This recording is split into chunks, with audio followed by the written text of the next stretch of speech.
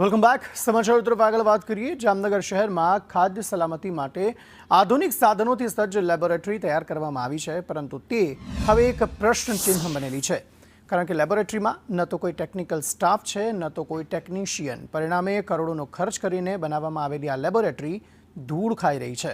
શહેરમાં જ લેબોરેટરીની સુવિધા હોવા છતાં ફૂડ સેમ્પલની તપાસ માટે નમૂનાઓ વડોદરા મોકલવા પડે છે.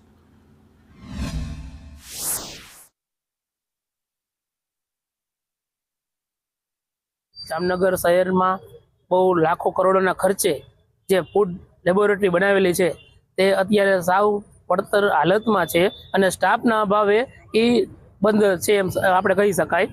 અને આ લોકોએ અત્યારે કરોડોના ખર્ચે માત્ર ને માત્ર ફોટો પડાવવા માટે ખાલી લેબોરેટરી બનાવેલી છે એવું ક્યાંક આમાં કહી શકાય એમ છે. અને હવે અમારી એક રજૂઆત છે કે અત્યારે જે સેમ્પલ આપણે લઈએ છે એ વડોદરા મોકલવે છે, તો જેના કરતાં અહીંયા લેબોરેટરી બનાવેલી છે તો અહીંયાથી અહીંયા સેમ્પલ આપણે આપીએ લેબોરેટરીમાં તો 24 કે 48 કલાકમાં આપણે મળી રહે. હાલ અત્યારે જે આપણે સેમ્પલ મોકલી છે એ 15 થી 20 દિવસે આવે છે અને એ દિવસોમાં જામનગર જનતાને પણ યાદ નથી રહેતું કે આપણે કયા ડિપાર્ટમેન્ટમાં ને કયો હોટેલ કે રેસ્ટોરન્ટમાં સેમ્પલ મોકલાવેલું હતું.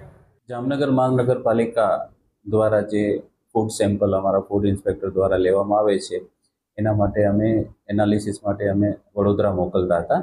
સરકારની સૂચનાથી હવેથી અમે જામનગર મહાનગરપાલિકાના હદ વિસ્તારમાં જ અમારા એક જામનગર મહાનગરપાલિકાની હસ્તકની બિલ્ડિંગમાં અમે આ ફૂડ લેબોરેટરીની અમે એસ્ટાબ્લિશ કરવા જઈ રહ્યા છીએ. મોટાભાગનું સાધનોનું કામ ને એ બધું પૂર્ણ થવાના આરે છે અને ખાસ કરીને જે ફૂડ ટેસ્ટિંગ લેબોરેટરી માટેનો જે ક્વોલિફાઈડ સ્ટાફ છે એની નિમણૂક પણ પ્રક્રિયા શરૂ કરી દેવામાં આવી છે અને આ સ્ટાફને બધી કમ્પ્લીટ પ્રક્રિયા પૂરી થઈ જશે એટલે આ ફૂડ ટેસ્ટ લેબોરેટરી શરૂ કરવામાં આવશે.